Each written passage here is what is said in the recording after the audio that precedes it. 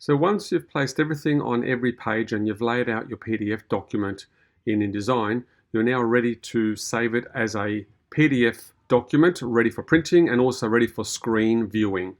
What I suggest you do just before you save it is do a spell check. So you can go under Edit and you can see that you can choose spelling from there.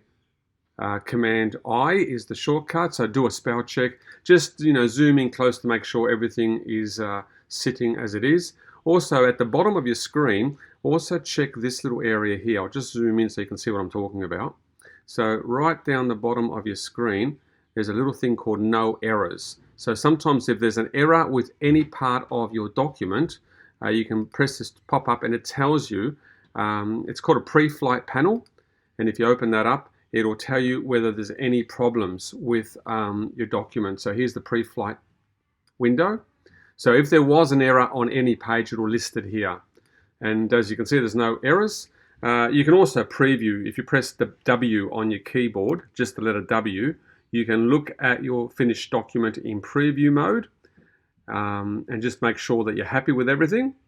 Check your contact details at the back, make sure that's all correct, and then you're ready to save it as a PDF. So this is what you do. The first thing is you must always switch off your preview mode. You cannot save it as a PDF if you are in preview mode. So just make sure you can see all the guidelines, the purple lines and the red bleed line. That is really important. Never save it as a PDF in preview mode. Otherwise you won't get all the crop marks that's required for printing. All right, so now that we are not in preview mode, I can now go to File.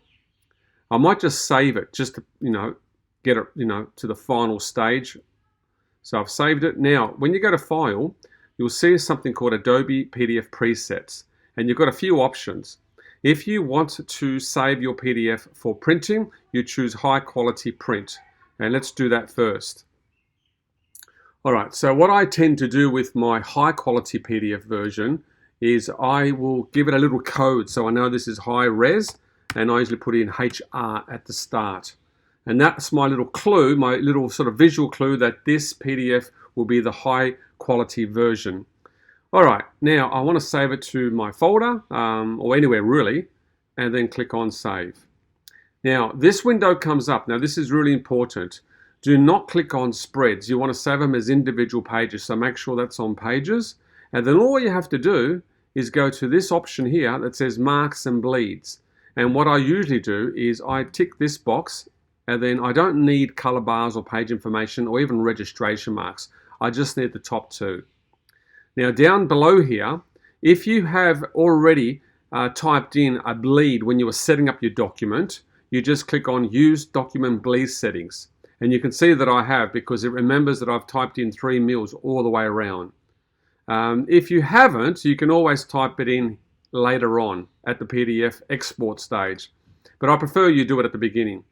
All right, so once you've got the bleeds and marks all set up, you click on Export. And you'll see at the top here, it's actually exporting as a PDF. And it takes a little while, and it's done. So that was the PDF version. Now let's look at the low-res screen version. This is the one that you would email to your friends and you would upload to your social media. So again, straight away, go to File, go to Adobe PDF Presets, and this time choose smallest file size. And this time I'm going to change my setting to low res. Low res is for the screen version, high res is for the print version. All right, cool. Now, when I click on Save, the only difference with the settings is I just click on Spreads, sorry. I click on Spreads. So not Pages, Spreads. And I'm not worried about marks or bleeds. So that's all I've got to do is click on Spreads and Export. And once again, you can see at the top here, it's doing it. And it won't take long at all. So let's have a look at what that looks like. I'll have to go into the folder that I saved them. And I know it's in Professional Practice, and I know it's in InDesign, and I'm pretty sure it's in here. No, it's not in there. It is, where is it, Con? Where did you put it? Did you put it in here? There it is. All right. So the high res version is this one here, and it's 19 megs. So if I double click and open that, you'll see the big difference with the high res is you get these trim marks. So let's just zoom out. Let's just view that in full screen. Here we go. All right, so there's the cover page, and you can see all around I've got the trim marks and the crop marks. And where the inside lines are, that's where the printer will guillotine and trim it. So that's important. Now, if I scroll to page 2, there's nothing there. Page 3 is my About You. Page 4 is a little bit of the image and the caption. And page 5 is the actual image face-off. And then it basically goes like that. Single pages. And don't worry if there's single pages, because the printer will bleed them and join them all up and print them together as spreads. So I'm happy with that. Now, if we look at the low-res version, okay, this is the low-res version. Once again, let's go to full screen. Big difference with the low-res is there's no trim marks, and it appears in full glory on the screen. So if I go to the next page, there's a double-page spread. Remember how earlier we clicked on spread?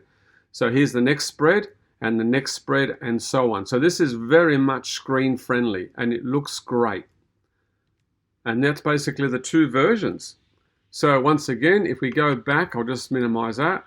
The PDF low-res version is only 797 kilobytes. It's really small, easily attachable to any email and uploadable to any site. So hopefully that made a lot of sense to you, and just have a bit of fun.